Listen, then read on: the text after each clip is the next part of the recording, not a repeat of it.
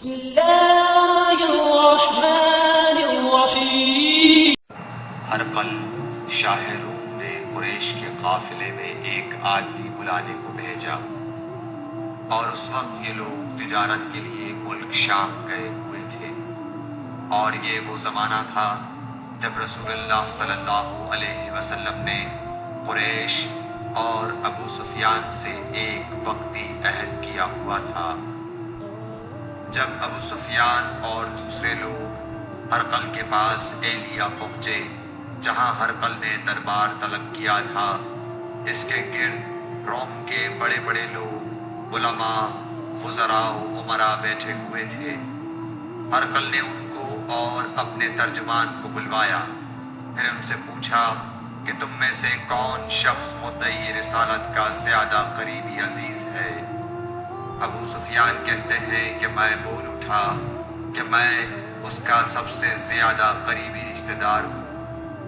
یہ سن کر ہرقل نے حکم دیا کہ اس ابو سفیان کو میرے قریب لا کر بٹھاؤ، اور اس کے ساتھیوں کو اس کی پیٹھ کے پیچھے بٹھا دو۔ پھر اپنے ترجمان سے کہا کہ ان لوگوں سے کہہ دو کہ میں ابو سفیان سے اس شخص یعنی محمد صلی اللہ علیہ وسلم کے حالات پوچھتا ہوں۔ اگر یہ مجھ سے کسی بات میں جھوٹ بول دے تو تم اس کا جھوٹ ظاہر کر دینا۔ ابو سفیان کا قول ہے کہ خدا کی قسم، اگر مجھے یہ غیرت نہ آتی کہ یہ لوگ مجھ کو جھٹلائیں گے تو میں آپ صلی اللہ علیہ وسلم کی نسبت ضرور غلط گوئی سے کام لیتا۔ خیر، پہلی بات جو ہرقل نے مجھ سے پوچھی وہ یہ کہ اس شخص کا خاندان تم لوگوں میں کیسا ہے؟ میں نے کہا وہ تو بڑے اونچے عالی نسب والے ہیں۔ کہنے لگا اس سے پہلے بھی کسی نے تم لوگوں میں ایسی بات کہی تھی؟ میں نے کہا نہیں۔ کہنے لگا اچھا اس کے بڑوں میں کوئی بادشاہ ہوا ہے؟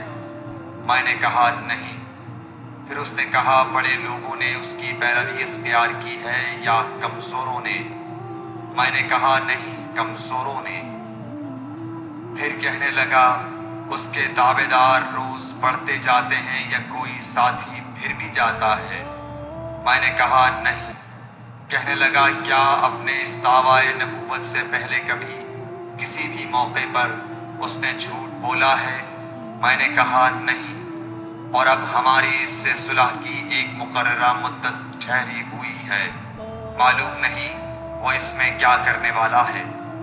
ابو سفیان کہتے ہیں میں اس بات کے سوا اور کوئی جھوٹ اس گفتگو میں شامل نہ کر سکا۔ ہرقل نے کہا کیا تمہاری اس سے کبھی لڑائی بھی ہوئی ہے؟ ہم نے کہا کہ ہاں۔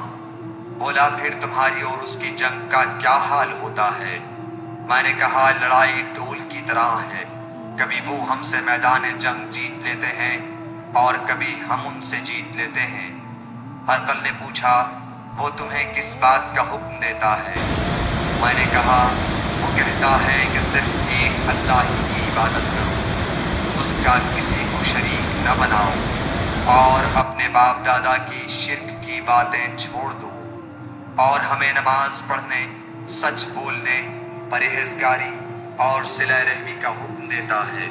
یہ سب سن کر پھر ہرقل نے اپنے ترجمان سے کہا کہ ابو سفیان سے کہہ دے کہ میں نے تم سے اس کا نسب پوچھا تو تم نے کہا کہ وہ ہم سے عالی نسب ہے، اور پیغمبر اپنی قوم میں عالی نسب ہی بھیجے جایا کرتے ہیں۔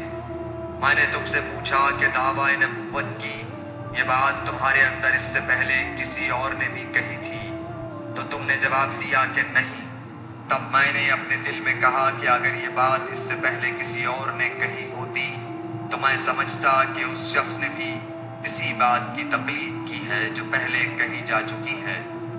میں نے تم سے پوچھا کہ اس کے بڑوں میں کوئی بادشاہ بھی گزرا ہے تو تم نے کہا کہ نہیں۔ تو میں نے دل میں کہا کہ ان کے بزرگوں میں سے کوئی بادشاہ ہوا ہوگا تو کہہ دوں گا کہ وہ شخص اس بہانے اپنے آباء و اجداد کی بادشاہت اور ان کا ملک دوبارہ حاصل کرنا چاہتا ہے۔ اور میں نے تم سے پوچھا کہ اس بات کے کہنے یعنی پیغمبری کا دعویٰ کرنے سے پہلے تم نے کبھی اس کو دروغ گوئی کا الزام لگایا ہے؟ تم نے کہا کہ نہیں۔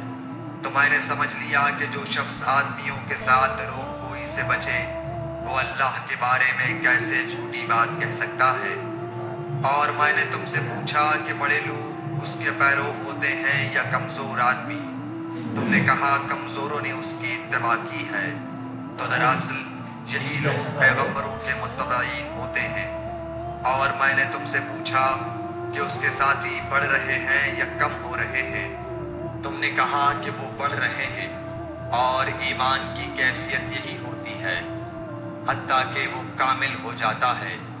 اور میں نے تم سے پوچھا کہ آیا کوئی شخص اس کے دین سے ناخوش ہو کر مرتد بھی ہو جاتا ہے؟ تم نے کہا نہیں۔ تو ایمان کی خاصیت بھی یہی ہے، جن کے دلوں میں اس کی مسرت رچ بس جائے وہ اس سے لوٹا نہیں کرتے۔ اور میں نے تم سے پوچھا کہ آیا وہ کبھی عہد شکنی کرتے ہیں؟